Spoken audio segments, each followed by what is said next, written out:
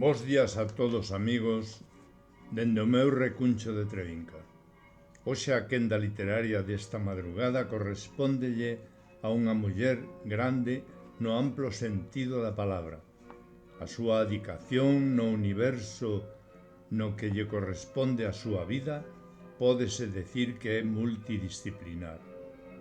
A súa preocupación por todo o que signifique protección do noso planeta é moi significativa, pero é que tamén domina a palabra en todas as versións literarias, tanto en prosa como en poesía, tratando temas de toda índole, sexan históricos como mesmo eróticos.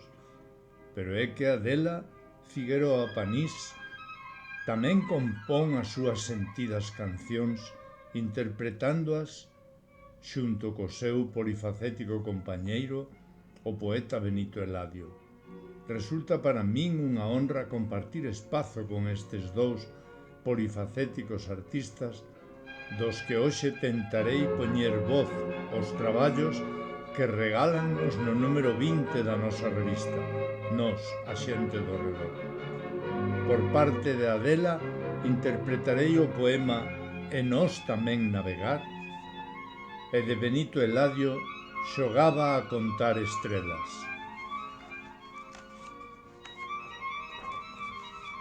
E nós tamén navegar. Nós tamén navegar na barca vela, na barca donda, do infinito sen tempo. Barca de pedra que sulca os mares eternos, das ausencias incorpóreas e das velas tensas sen vento. Remamos xuntos nos remos con estrobos e toletes, orsa fincada nas augas, leme con rumo certeiro que o bon porto nos achega, nosas mans inzando as velas. Grazas, Adela. Por parte de Benito, Xogaba a contar estrelas.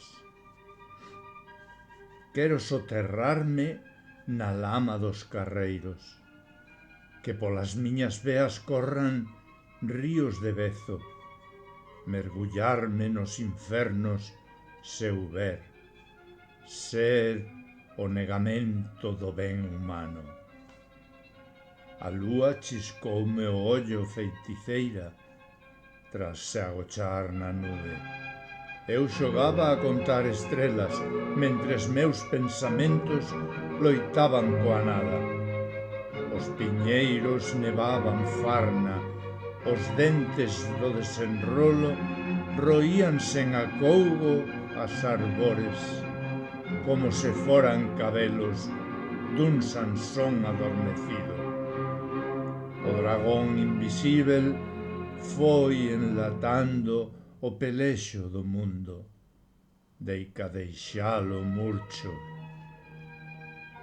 Baixo a ragamen do souto sombrizo branquexaban os osos do labrego, derradeiro refugallo da maldade.